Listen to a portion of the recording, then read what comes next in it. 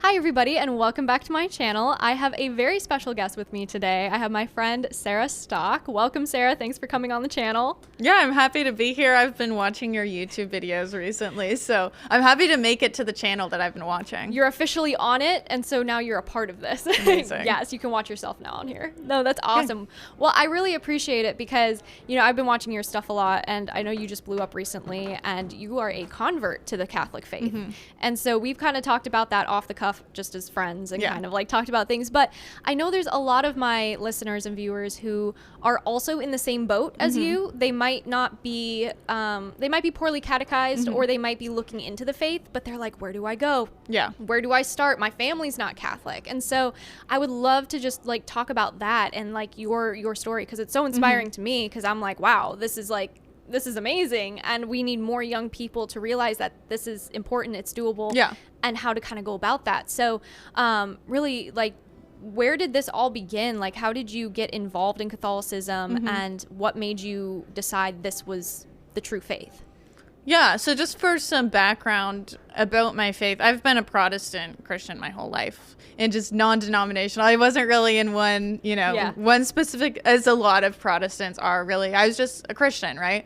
But growing up, I experienced a lot of different denominations. Like, I went to a Baptist youth group. My church was more evangelical. I actually did experience the Catholic faith a bit. I had a close friend growing up who her whole family was Catholic. I was homeschooled, so we did homeschooling stuff together. And so I would go to Mass with her sometimes. And I even went to, which I forgot about this until recently, but when I was 11, I even went to a whole week-long Catholic summer camp with her and Mass every day and everything, did confession and everything there. So I because of that, I didn't have this sort of aversion to Catholicism that a lot of Protestants do, although that was something I experienced at the Baptist youth group. For some reason, they would always say, like, Catholics aren't Christians and all this stuff. And even when I was like a child, that bothered me, because I was like, that's not true. I have Catholic friends and I know they're Christian too. They just do it differently. So yeah, so basically Protestant for my whole life. And then about a year and a half ago, I started dating my current boyfriend, and he's a very serious Catholic. And so it wasn't the kind of thing where he was trying to convert me, but it kind of just happened along the way because we would have theological debates and everything. But, you know, from the beginning, I wasn't ever against becoming Catholic. I just never, I never thought there was a reason to or anything. But as I started talking with him and learning more, I started to realize that, my faith didn't really have like as much of a logical foundation, and really just like the foundation and the church and the tradition, everything about Catholicism just really drew me into it. And I realized this is the OG church and I want to be a part of that. Yeah.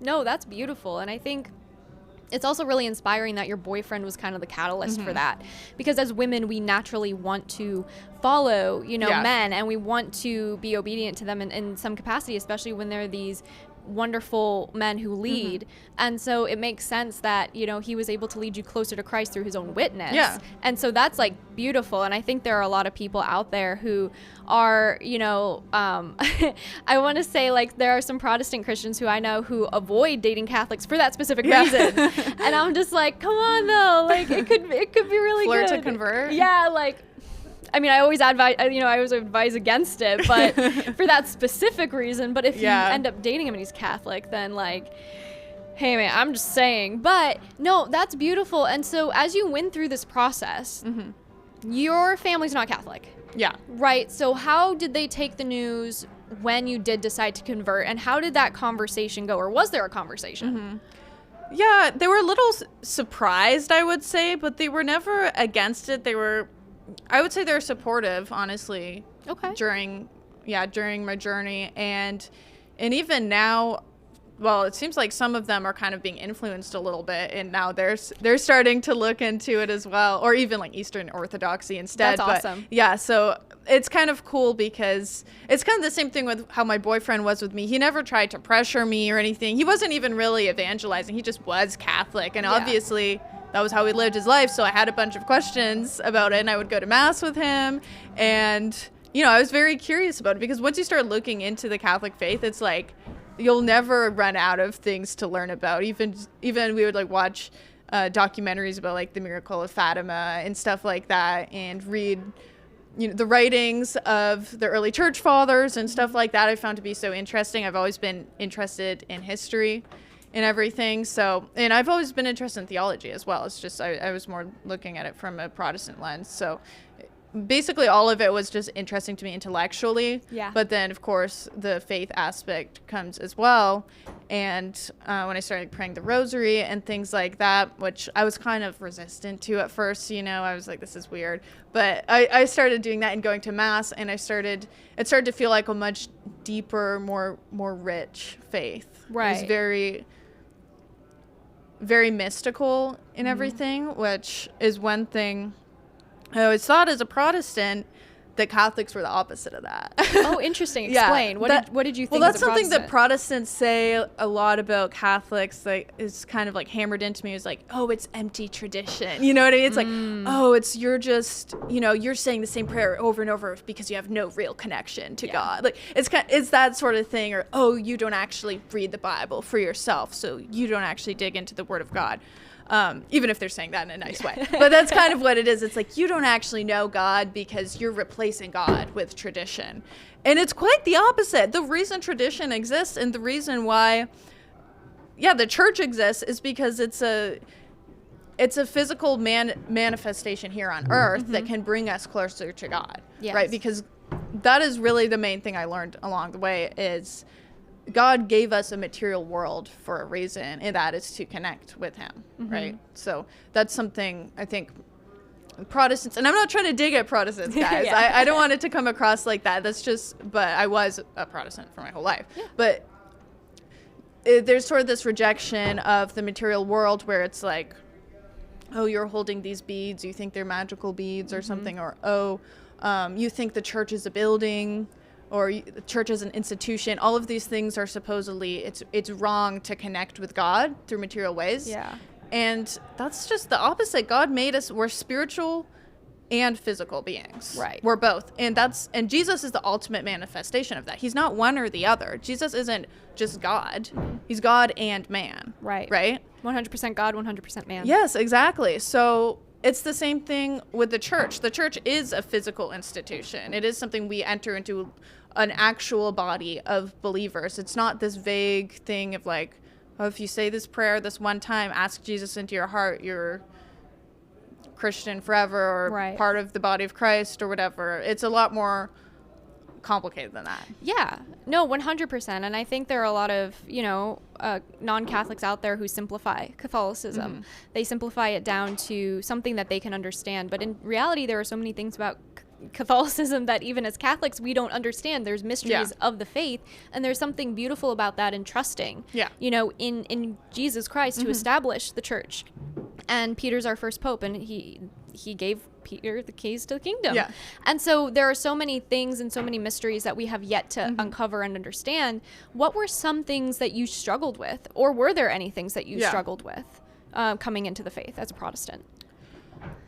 Yeah, definitely the Marian Doctrines. I think that's a very common one. I'm sure it's not. I'm not the first Protestant who, struggled with that a little bit.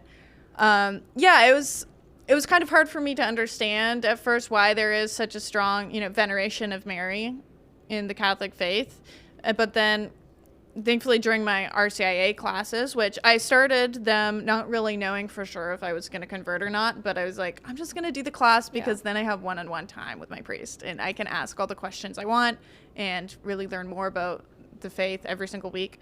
And so I got like a little apologetics booklet, I guess, about the different Marian doctrines, and it had, different scriptural references and tradition, historical context that really just helped me understand those. And really the main thing with that is I struggled with this whole thing of like Mary is the mother of God was very confusing for me, because I was like, well, she's not a divine being. She's a creation, right? And she is, right? Yeah. But I also start to understand the reason that we say that is because Jesus is fully God and fully man, right? So if he's fully God and fully man, you can't separate those two and say that Mary is just the mother of his human form. Obviously, she has to also be the mother of God. Yes. So, yeah, there's some different things like that just took a while for me to understand along the way. But the more you look into them, you realize it's not like we're just making this stuff out of thin air. Like, there's a reason why Christians have actually believed it for 2,000 years. It's a pretty long time. Oh, yeah. And on top of that, I do believe that, most of the things that I think that as time has gone on and there's more distance between, when those things took place 2,000 years ago and today, there have been so many misconceptions just thrown in there. Yeah. And now with the internet, literally anyone can access the truth, but the truth is drowned out so often by all of these other voices, spreading all these misconceptions. And just you go online and it does not take long for you to find somebody who's spreading something about the church that's not accurate. Yeah. And so it can be very difficult to find your way to Catholicism online, and so I feel like that's one of the things where it's like when people start on this journey, they need to know where to go, where to access these certain articles and things. Was there anything that specifically helped you in your journey through this? Yeah, for me, well, a big part of it was RCIA. And then obviously, like I said, my boyfriend. And I forgot to mention this earlier, but I had 2 close friends. It was like one I started to become closer with around that same time, and another was a new friend at the time who's like a close friend now, that were both hardcore Catholics. Okay. So it was kind of also suddenly it was like everyone in my life was Catholic, so dropping hints. Yeah. So that was definitely a big part of it too. But yeah, I would say like watching Taylor Marshall, I'm a big fan of his. It was so cool. I got to do an interview with him recently on my own YouTube channel. That's so cool. So like watching him helped me understand certain things. Reading, I have this book called The Fathers Know Best, and it's almost like an encyclopedia of different topics that the early church fathers wrote about. So that was one thing that honestly really is, I would say that was almost the tipping point that convinced me, because it even talks about like abortion and everything. Really? And it's like, it's written in like 100 AD or something. It talks about astrology. It talks about all the different heresies. It explains the Marian Doctrines. And this is stuff written by people who were friends of people who were friends with Jesus. Yeah. So it's like, that's crazy. That's awesome. I'm gonna have to get this book. Oh, now. You need to read it. Yeah, it's so cool. So I was like, whoa, that's crazy. The church has been consistent on this stuff. And same with things like transubstantiation, like the Eucharist and everything that were, I would say that wasn't super difficult for me to accept as a Protestant, but the one thing that was very convincing was just realizing that all of the early Christians practiced it and believed it until, very recently, right? That is the actual body and blood of Christ. And that really kind of just tied it all together for me. Yeah, no, that totally makes sense. I mean, the Eucharist is the pinnacle of our faith. And so if you don't understand the Eucharist, do you really understand the faith? Are you really Catholic, in that way? And so it's so important that we are understanding the Eucharist, since 70% of Catholics don't believe in the true presence. And that's a big number. Oh, I did not know that. It's getting up there. And so, I mean, the Eucharistic revival is huge and everything, but I think there needs to be a call for, recatechizing people in Eucharistic, just theology and understanding like where it came from, why we believe it's Jesus's, it really is the body, blood, soul, and divinity of Jesus, and how to cultivate that and stuff. Did you ever struggle with that? For some reason, I didn't struggle with it that much. Okay. I don't know why, but I didn't. I learned growing up that it was symbolic, but I also knew that other people believed it wasn't symbolic growing up, because I did look into, I did learn about that. So for some reason, I don't know why, but I didn't really struggle with accepting the whole Eucharist thing. I was like, I mean, it makes sense. Jesus says it, that this is my body and blood.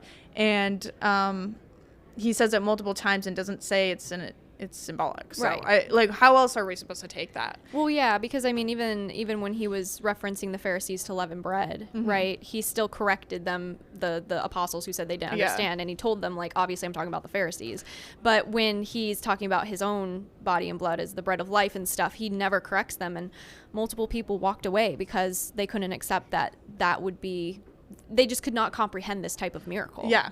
Exactly. And then also learning about different Eucharistic miracles and stuff. That was very convincing for me as well. Okay. So. No, yeah, that I think that all makes sense. And I think there's a lot of, again, there's just so much to learn when you're coming into the faith and you're kind of bombarded with all of this information. And so what would you say to people who are just trying to get started in the Catholic faith? Maybe they've been exposed to it. Maybe they fell away from the church. Maybe they're just researching it for fun. But where would you suggest to start? Where would you have liked to start, knowing what you do now? And where would you suggest other people start? Yeah, I mean, like I said, I don't know if this will work for everyone, but for me, reading the writings of the early church fathers, and I guess it just depends what kind of person you are, because I think different people might learn in different ways or be drawn in different ways. But for me, I'm very much like a logical person. I'm interested in history and all those things. And I remember Candace Owens said that her husband told her that to be, I think he said like to be a student of history is to be a Catholic or something. Yeah, I think he said that, right? And I kind of agree with that. So I would say even just like studying the history of the Catholic Church and just the fact that it's endured for so long and we've stuck to the same dogma and it's universal somehow, right? It's like, it is a miracle even that the Catholic Church still exists. Yes. So even learning about that is very interesting, learning about the fact that, you know, all of these debates, all of these things that you find hard to believe about the Catholic Church, they've been debated a lot. Like we've dug into these things. It's not random. So you can study history and find out about the different councils and everything and why certain things were rejected as heresies.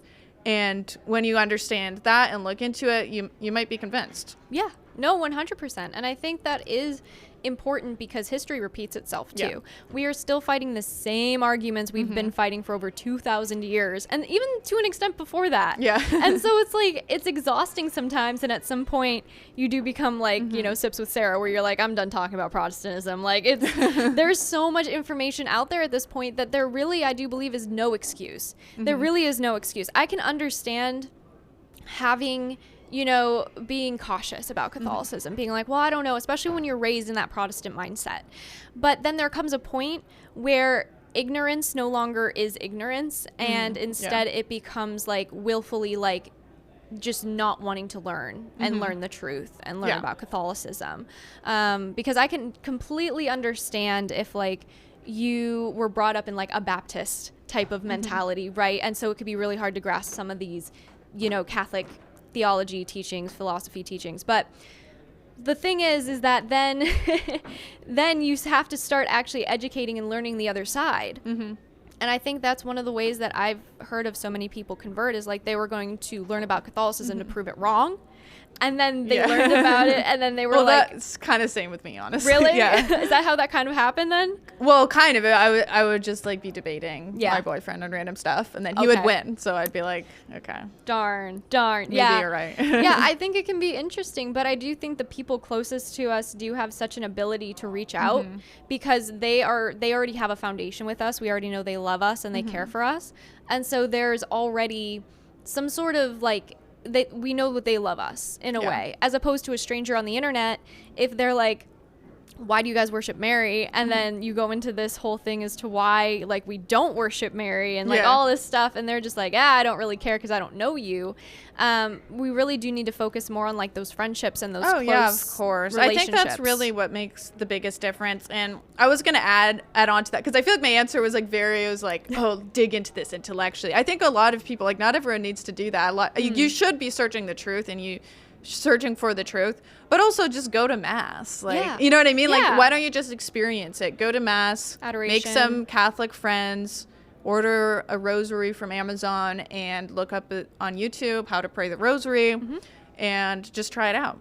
You don't have to, that's not fully committing or anything if you're still not convinced it's the truth, but you can at least try it out and really look into it. Yeah, no, I agree. I think there is a level of it where some people do genuinely just need to experience what we as Catholics experience every week, and hopefully more often than just every week.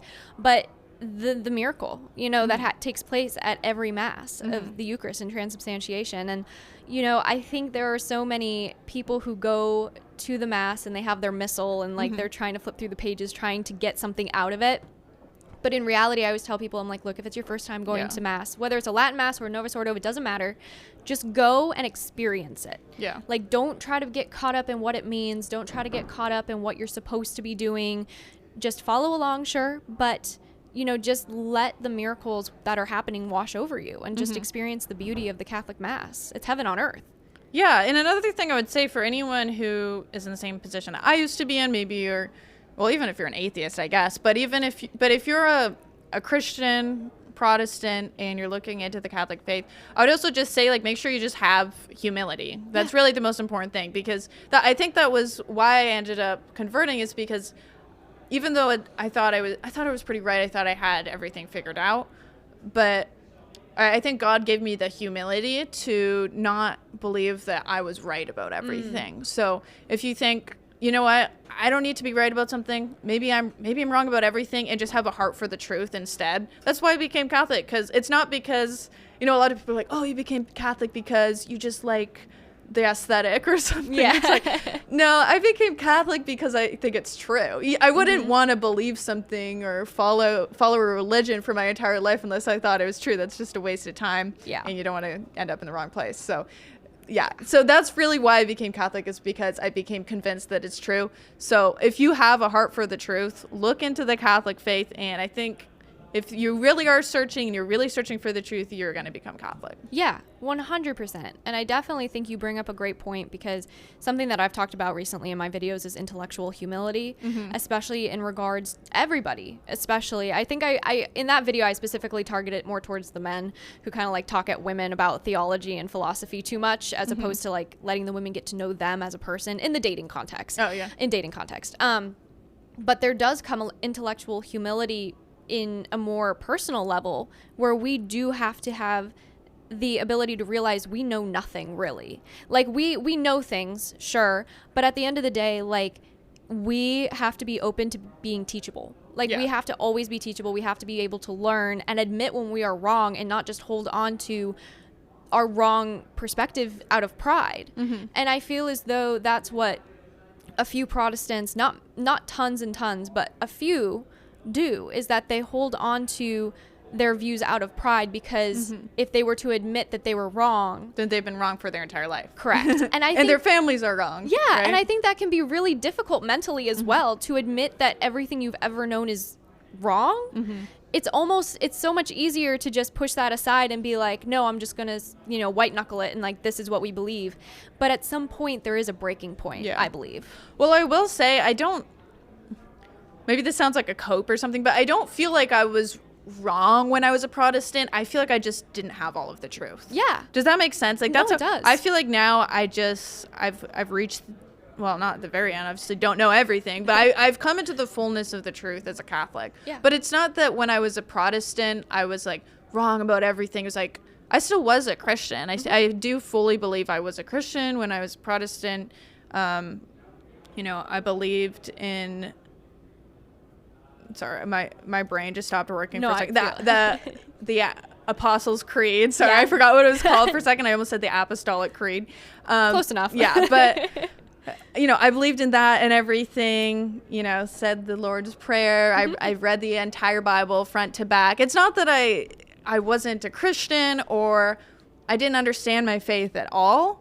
But now it's like being able to reach God through the sacraments. It's an entirely different experience. So no, yeah. Well, as Catholics, you know, you and I know, we believe that, you know, Protestant denominations have a certain level of truth to them, because they branch off from Catholicism. Yeah. So we know they have bits and pieces of truth to them, but not the full truth, like what you're saying. And then when you came into Catholicism, that is when all the puzzle pieces kind of fit together, and then you have the whole picture. Yeah. And I mean, we still fit in puzzle pieces, because there's so much stuff that I'm still learning, and I've been reverted for 5 years now, and it's just like every day I learn something new, and it's crazy.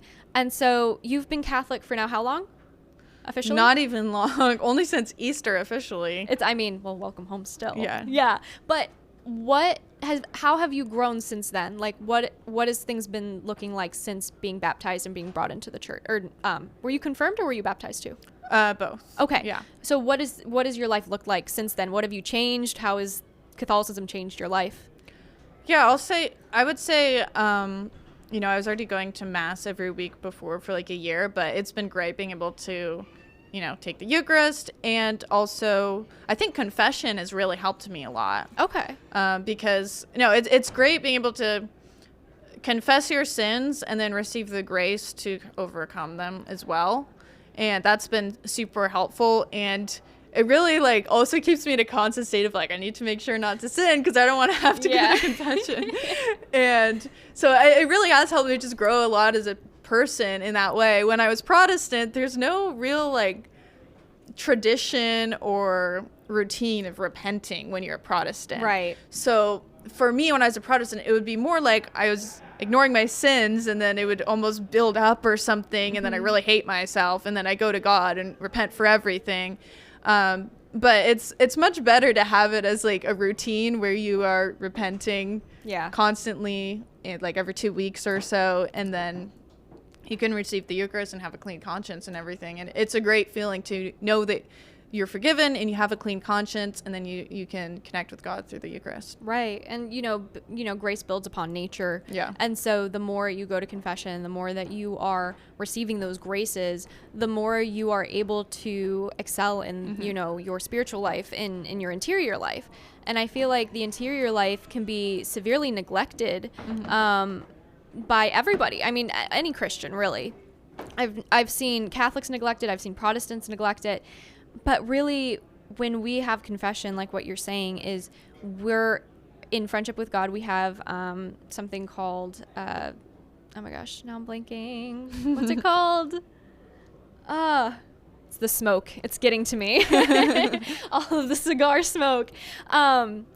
Sanctifying grace. Yeah. Okay. When we have sanctifying grace, when we sin, and this was something that one of my exorcist friends explained to me, and I had no idea about this. I love that. Just like one of my exorcist friends. It's just one of them. I'm not going to name drop them or anything, but they're really cool. No, I'm just kidding. But he explained to me that when you go to confession and you commit a mortal sin, and then you have your sanctifying grace, and let's just say go to confession, whatever, sanctifying grace is here. And then you sin again, you fall back into the same sins. So then your sanctifying grace goes down here. And then he was like, well, where do you think your sanctifying grace is going to be when you go back to confession? And I'm probably in the same spot. I have to build it up. And he's like, no, actually it'll be higher, because what's happening is it doesn't matter if you keep going to confession, you're going to build on that sanctifying grace. So it's not going to be at the same spot. It's going to keep. Oh, wow. Yeah. And so he explained that to me, and I was just like, I'm just a girl. That makes sense. I feel like in my own experience that checks out. Yeah. Because God is because you're going to need more grace to overcome this. And so why would he give you the same amount? Yeah. When, you know what I mean? It just makes sense. And so as you are building upon grace and you're building upon all of this, confession becomes the catalyst for basically, I don't know, how do I want to say it? Your spiritual growth? Yeah. Yeah. Yeah. At the end of the day, that is what you come back to God like a prodigal son, like the prodigal son. And you are doing your best to live out the gospel and the commandments and to love him and your neighbor. And I feel like there are a lot of people who demonize, in a way, confession. They think that God's going to strike them down in confession from their sins. And I'm just no, you really have to stop viewing confession as this, horrible, scary thing, and start viewing it as something that's very beautiful, very merciful. Yeah. Could you imagine if we didn't have confession? If God did not come see our sinful ways and be nah, I'm not going to give them that. It's they sin, they're done. Could you imagine? We'd be that'd cooked. Yeah, for real. Chad, are we cooked? I'm sorry I said that. But it's true. And so confession's so beautiful. Did you ever have any fear about confession? Yeah, I kind of did, because I didn't want to have to say my sins out loud. It's embarrassing, But that's totally the devil trying to. Well, I'll tell this story. So recently, I went to confession, and then there was something I did, or some things I did, that I was I really don't want to say this out loud because my priest knows me. You know what I mean? It's yeah. Oh my gosh. And then I went to confession, and this is really bad. Don't do that. Don't ever do this, guys. But I didn't confess some of my sins. Oh, no. And then after, I was like, I'm going to still go to confession for those sins later. But I was like, just like in the moment, I was like, I can't force myself to say it or something. And then I felt like really guilty. I was like, I definitely was not supposed to do that. So I told the priest next time at confession. Yeah. I confessed that, right? But don't do that. But that was like a moment where it was like, I think the devil was like trying to like give me fear and everything and like prevent me from confessing my sins. But in not doing that, like that, I'm pretty sure that's a sin in itself, right? Yeah, to like not purposely withhold confession. So, that was basically the devil led me into more sin. So that's like the worst outcome of being afraid to confess. But really, it's like God wants to hear your confessions because he wants to be able to forgive you and give you the grace to overcome your sins. So don't think about it in a negative way. It's like a total blessing that you get to do that. Absolutely. Yeah. When you withhold sins from confession, it's sacrilege. And it's similar to if you receive the Eucharist in a state of mortal sin, that's also sacrilege. And so it's one of those things where like, going back and confessing that is necessary. Otherwise you come out with more sins than when you go in. Thankfully I didn't receive the Eucharist after I did it. Well, I mean, also I feel like you're aware of it though. And, being aware of it and knowing that Satan's, has a hold on you and, in the way of just like fear. That's how Satan really wants to get a hold of people, is through fear. And he knows the number one thing that puts people back in friendship with Christ is confession. Yeah. And that's why he makes them so fearful about confession, because that is like his one thing where he's like, well, if I can cut them off from confession, view it as this like, tyrannical kind of like, oh, God's so angry at you type of thing, they'll never go, and then they'll never be in friendship with God in their mind, and that's horrifying. Like, that's so scary to think about. And there's so many people out there who have that fear, and it saddens me because a lot of people, and I've talked about this in videos too, they don't understand the true love of God the Father. They don't know love, because God is love itself. And they are supposed to be shown love through their parents. And unfortunately, many people have an issue with God the Father because their own father fell short in a lot of ways. And we're human and everything like that, but they weren't shown love. And so they now have issues with God the Father. It's not to like simplify it as like daddy issues. No, it's definitely true. Like we all have daddy issues, but it's definitely, it gives you the perspective, of why people are so fearful sometimes, because they were never shown like mercy. They were never shown love by their own parents. And so for me, I never had an issue with God the Father, but I had an issue with Our Lady, because I've always had like problems with women in authority positions and things like that. And so, but with like Saint Joseph or God the Father or anything, I was just like, la la la. I'm like, this is great. So it can be hard, for a lot of people. Have you noticed that at all in your relationship with God? Has your relationship with your parents at all like impacted how you viewed God at all? I don't think so, because I have a really good relationship with both of my parents, so I don't know. I don't think that was anything that really prevented me, thankfully, from connecting to God, but maybe that helped you even more in a way. Probably, yeah. Kind of like connect better. No, that's really cool. Well, as we're kind of wrapping up, do you have any advice for anyone listening who might be interested in Catholicism, who wants to dive deeper, anything you haven't mentioned already? Yeah, I mean, I would say go to Mass. Just try it out.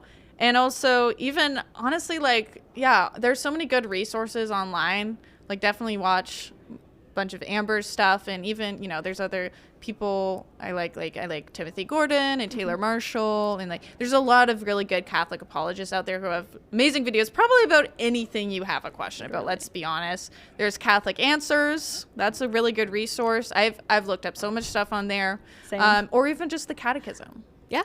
Just dig into the Catechism and study history, and you'll eventually find out that it's the truth. It's true. Well, thanks so much, Sarah, for being on, and I really appreciate it. Where can my listeners find you? Of course, you can find me on social media. It's just Sarah C. Stock on both Twitter and on Instagram. And then please subscribe to my YouTube channel.